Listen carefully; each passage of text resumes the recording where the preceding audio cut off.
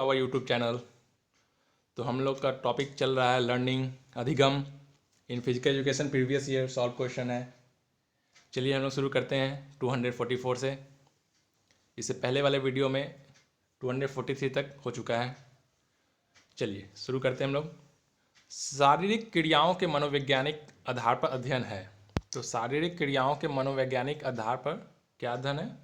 इसका आंसर है खेल मनोविज्ञान। इसका व्याख्या देखते हुए चलते हैं हम लोग। खेल मनोविज्ञान खेल परिवेश में मानव व्यवहार के मानसिक पहलू के अध्ययन पर बल देती है। ब्राउनी के अनुसार खेल मनोविज्ञान सभी स्तरों पर खेलों और शारीरिक क्रियाकलापों के मनोवैज्ञानिक सिद्धांत का विनियोग है। चलिए नेक्स्ट क्वेश्चन देखते हैं हम लोग। अनुभव एवं प्रशिक्षण द्वारा व्यवहार परिवर्तन कहलाता है। तो अनुभव एवं प्रशिक्षण द्वारा व्यवहार में जो परिवर्तन कहलाता है सीखना। गेट्स के अनुसार अनुभव और प्रशिक्षण द्वारा व्यवहार में परिवर्तन लाना ही अधिगम या सीखना है। वर्तमान समय में मनोविज्ञान है, तो वर्तमान समय में व्यवहार का विज्ञान को ही हम लोग मनोविज्ञान कहते हैं। इसके व्याख्या देखिए। मैकडूगल के अनुसार मनोविज्ञान आचरण एवं व्यवहार का विज्ञान है।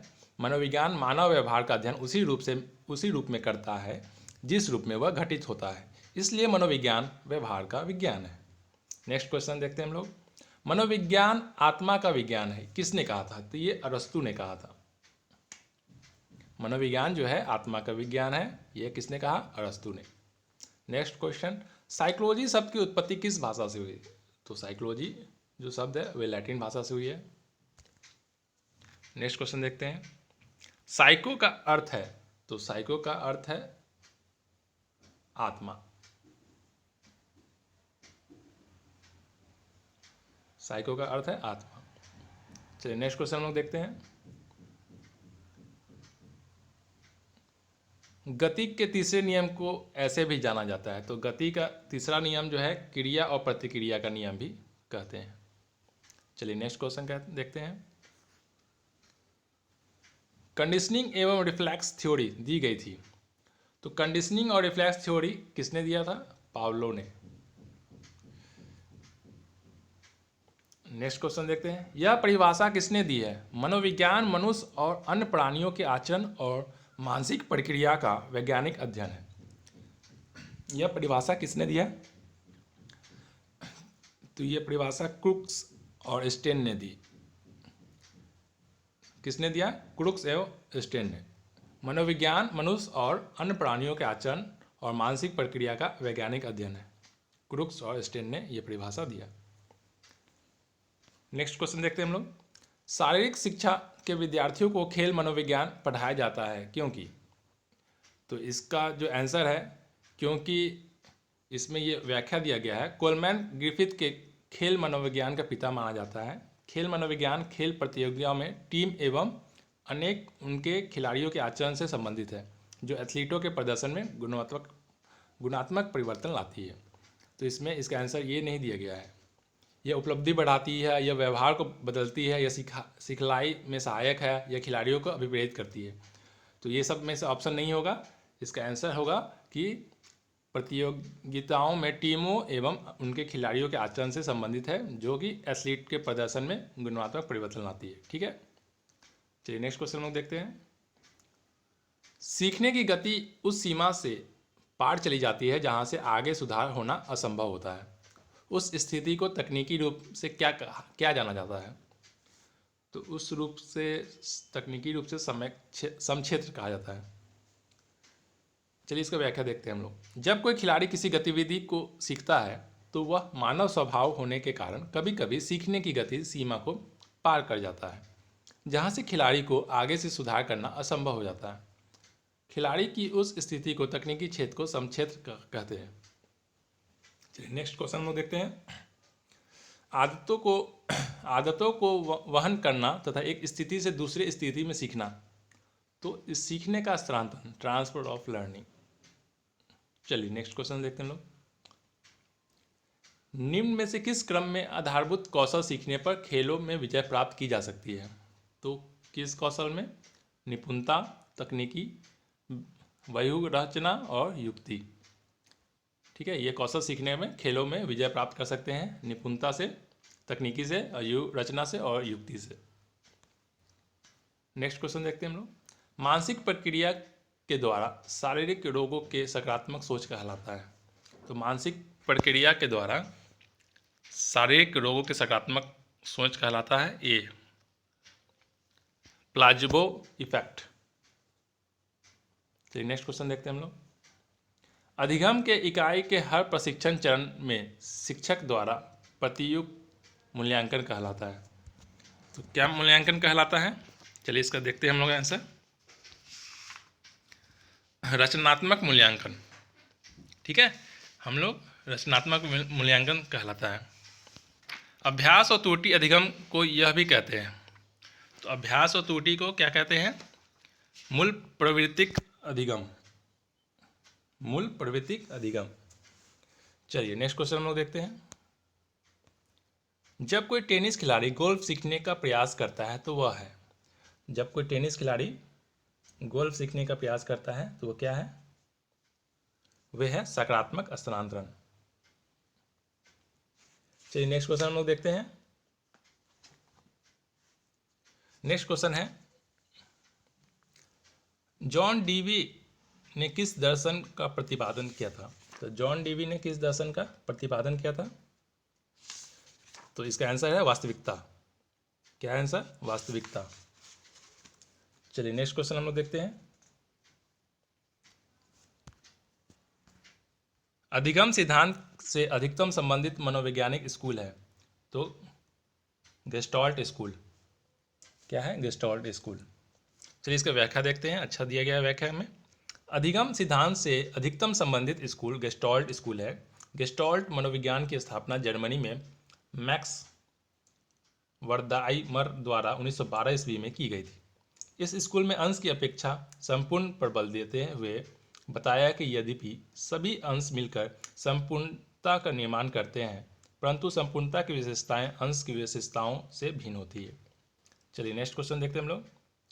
अधिगम का कोहलर का सिद्धांत किससे संबंधित है? तो अधिगम का कोहलर का सिद्धांत जो है किससे संबंधित है? अनुकूलन से। अनुकूलन से। नेक्स्ट क्वेश्चन देखते हैं।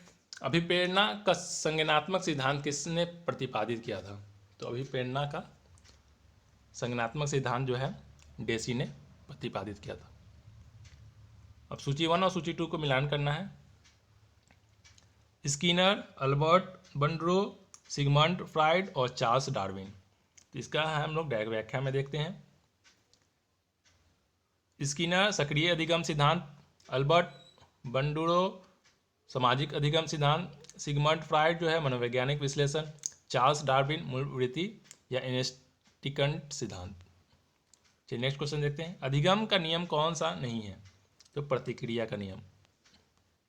चलिए नेक्स्ट क्वेश्चन देखते हैं हम लोग। सूची 1 और सूची 2 मिलाना है। सीखना, प्रेरणा से घटक, व्यक्तित्व और थॉर्नडाइक। तो इसके व्याख्या हम लोग देखें। सीखना प्रभाव का नियम, प्रेरणा का घटक प्रयत्न और भूल जाना, व्यक्तित्व प्रयत्न की दिशा की एवं तीव्रता, थॉर्नडाइक मनोवैज्ञानिक मूल।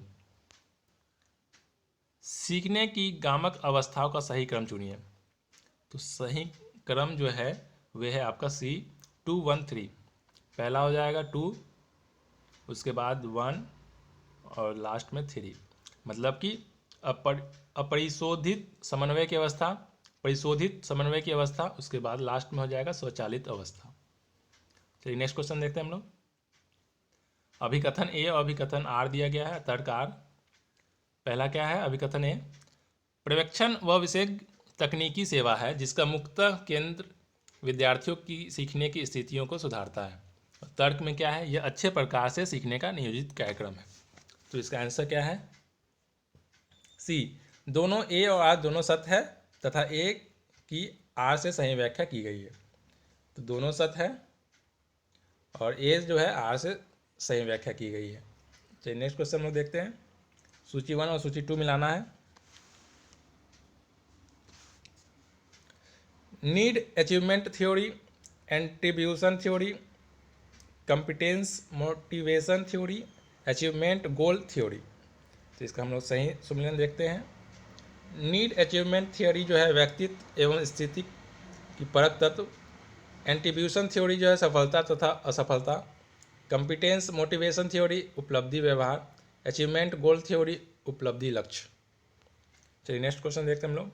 अधिगम के अंतर्दृष्टि सिद्धांत का प्रतिपादन किसने किया? कोहलर ने। सूची 1 और सूची 2 इसमें मिलान करना है। प्रेरणा सिद्धांत, खेल सिद्धांत, अधिगम सिद्धांत और व्यक्तित्व सिद्धांत। तो इसका आंसर हो जाएगा प्रेरणा सिद्धांत जो है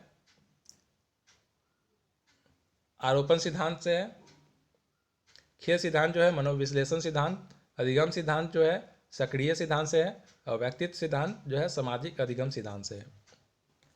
निम्नलिखित में से कौन सा नियम अधिगम को गौण नियम है? तो गौण नियम कौन है? आसन काल नियम, आसन काल नियम। थॉर्नडाइक ने सीखने के 3 नियम बताए थे, तत्परता का नियम, अभ्यास का नियम और प्रभाव का नियम। नेक्स्ट क्वेश्चन देखते हैं हम लोग। नीचे दी गई मनोविज्ञान की विषय वस्तु को पहचान कर क्रम से लिखना है। तो पहला क्या है? मनोविज्ञान मस्तिष्क का अभ्यास है, मनोविज्ञान जो है मानव व्यवहार का अभ्यास है, मनोविज्ञान आत्मा का अभ्यास है, मनोविज्ञान सचेतन का अभ्यास है। तो इसका सही सुमेलन क्या होगा? पहला होगा मनोविज्ञान जो है आत्मा का अभ्यास है, मनोविज्ञान जो है मस्तिष्क का अभ्यास है, मनोविज्ञान सचेतन का अभ्यास है, मनोविज्ञान मानव व्यवहार का अभ्यास है। चलिए ठीक है, अब हम नेक्स्ट क्वेश्चन देखते हैं। सूची 1 और सूची 2 में मिलान करना है। व्यक्तिगत अवरोध, शारीरिक अवरोध, हैसियत संबंधी अवरोध, भावनात्मक अवरोध। तो इसका आंसर हो जाएगा ए। पहला हो जाएगा 2,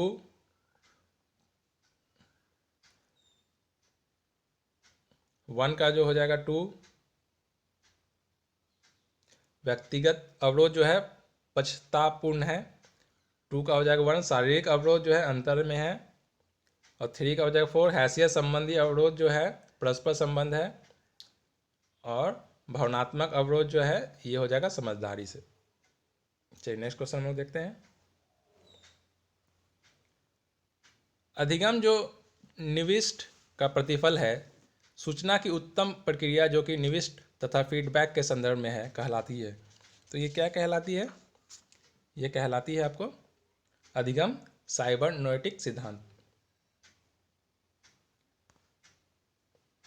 चलिए नेक्स्ट क्वेश्चन देखते हैं। सूची 1 और सूची 2 को मिलान करना है। गटमट पर हेनरिक लिंग और निल्स बुक और आर्कीबोल्ट मैकलेरेन, इसका व्याख्या हम लोग देखें। तो गटमट जो है जर्मनी के थे, पर हेनरिक लिंग जो है स्वीडन, निल्स बुक जो है डेनमार्क और आर्कीबोल्ट मैकलेरेन जो है इंग्लैंड से। चलिए नेक्स्ट क्वेश्चन देखते हैं। अभिकथन ए और तर्क आर दिया हुआ है।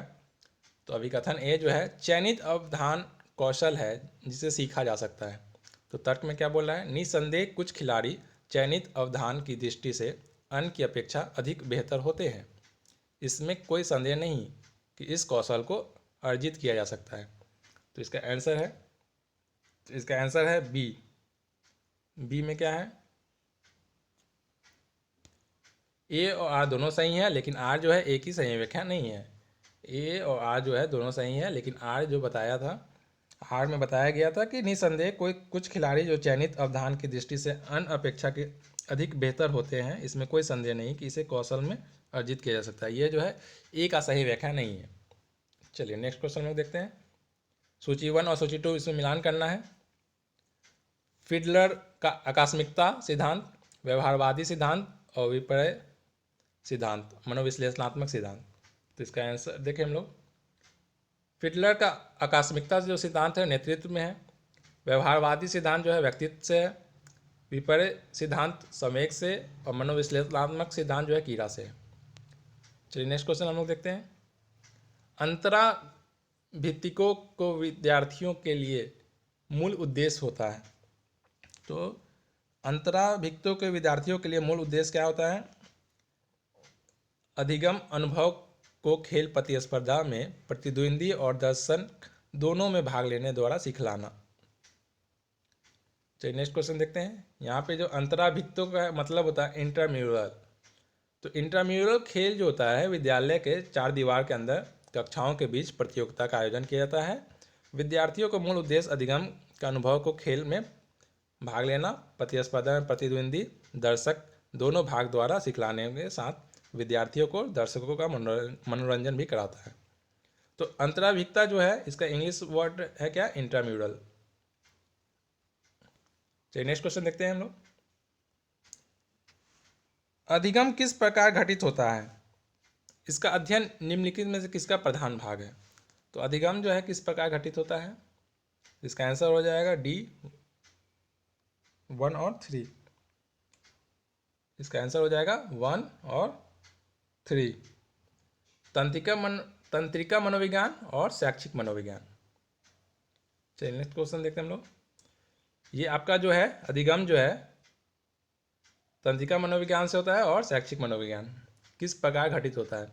तो ये आज जो है आज का लास्ट ये आपका टॉपिक था लर्निंग, जो कि आज ख़त्म हो गई है। हम लोग नेक्स्ट वीडियो में हम लोग न्यू टॉपिक स्टार्ट करेंगे। Okay, good bye to all of you, be fit.